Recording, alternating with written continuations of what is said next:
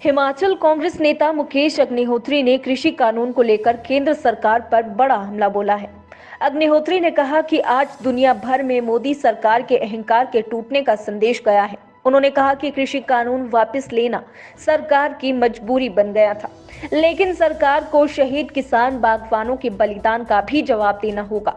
मुकेश ने कहा कि जो मुख्यमंत्री और भाजपा नेता कृषि कानूनों को जायज और वाजिब ठहराया करते थे, आज उनके चेहरों से नकाब उठ गया है और उनको शर्मसार होना पड़ेगा। अग्निहोत्री ने कहा कि हिमाचल में हाल ही में संपन्न 4 उपचुनाव के परिणाम ने डबल इंजन सरकार की हवा निकाल दी है। उन्होंने प्रदेश सरकार पर निशाना साधते हुए कहा कि हिमाचल में इंजन ही नहीं, पूरी की पूरी गाड़ी बदलने की जरूरत है। फर्स्ट वर्डिक्ट के लिए शिमला से ब्यूरो रिपोर्ट। ये झुकती है दुनिया, झुकाने वाला चाहिए। और हिंदुस्तान के किसान ने दिखा दिया है कि कैसे किसी तानाशाह सरकार को झुकाया जा सकता है।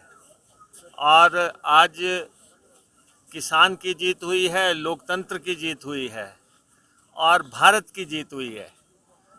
और चाहिए तो ये था कि प्रधानमंत्री नरेंद्र मोदी पहले राष्ट्र से माफ़ी मांगते, खेद जताते कि हमने जो है देश की इच्छा के खिलाफ, किसानों की भावनाओं के खिलाफ हमने कानून बनाए और उनसे बिना सलाह मशवरा किए बनाए थे और आज हम वापस ले रहे हैं। तो इसलिए पहले माफ़ी होनी चाहिए थी राष्ट्र से और उसके बाद जो है, क्योंकि इस आंदोलन में 700 किसान शहीद हुए हैं, उन किसानों को याद करते हुए राष्ट्र से माफ़ी मांगी जानी चाहिए थी। और उसके बाद जो है ये किसानों के जो है कानून वापस लेने का ऐलान होना चाहिए था और इनको जो है पार्लियामेंट में बिना किसी अविलंब के वापस लिया जाना चाहिए। और ये नहीं है कि पार्लियामेंट के सेशन का इंतज़ार किया जाए, स्पेशल सेशन कन्वीन करके कानून वापस लिए जाने चाहिए।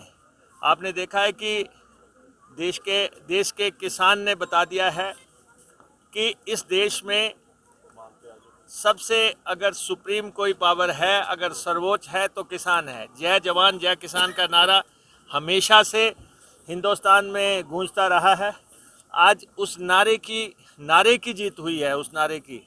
और यहाँ पे भी हिमाचल प्रदेश में भी हिमाचल प्रदेश के मुख्यमंत्री जयराम ठाकुर, उनके कृषि मंत्री और अन्य मंत्री जो लगातार ये दलील दे रहे थे कि ये कानून किसानों के हित में है और किसी भी सूरत इसको वापस नहीं लिया जाएगा। मैं चाहता हूँ कि मुख्यमंत्री भी आज जहाँ भी हों, जिस स्थान पे भी हों, आज प्रदेश में जहाँ भी जनसभा करें, सबसे पहले किसानों से माफ़ी मांगें, हिमाचल प्रदेश के लोगों से माफ़ी मांगें और माफ़ी मांगने के बाद आगे की बात करें। मुकेश जी, नहीं, देखिए, लोकतंत्र की खूबसूरती यही है कि यहाँ कोई भी जो है तानाशाह तरीके से नहीं चल सकता।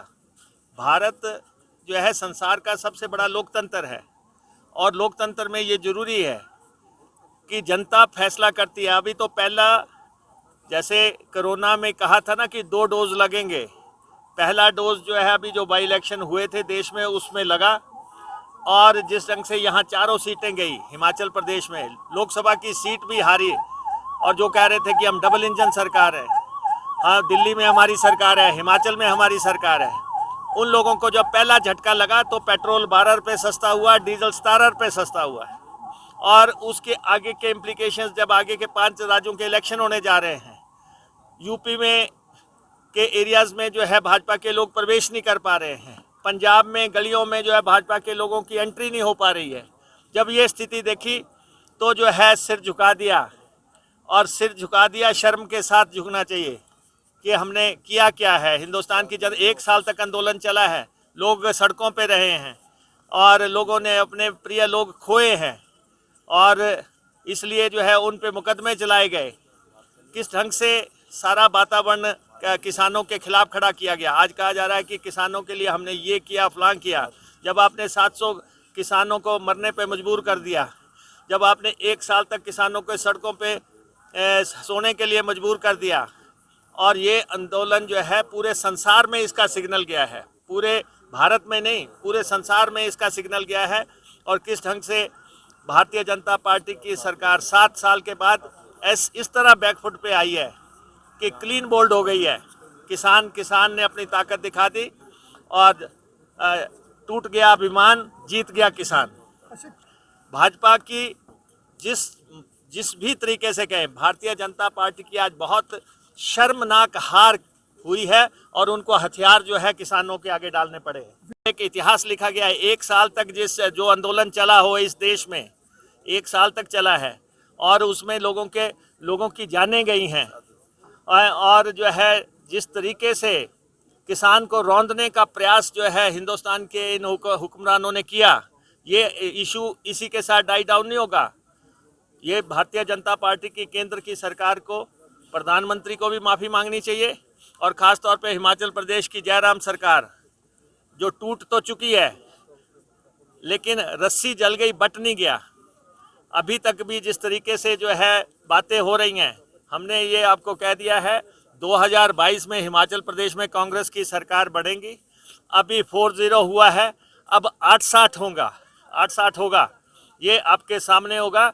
और यहाँ पे जो है ये भारतीय जनता पार्टी की जो है हिमाचल प्रदेश में ख़ास तौर पे ये डूबता हुआ जहाज़ है, इसमें छेद हो चुका है, इसमें से लोग छलांगे मारेंगे। अब समय आ गया है, इनको डूबना है, कोई इनके साथ डूबना नहीं चाहेगा।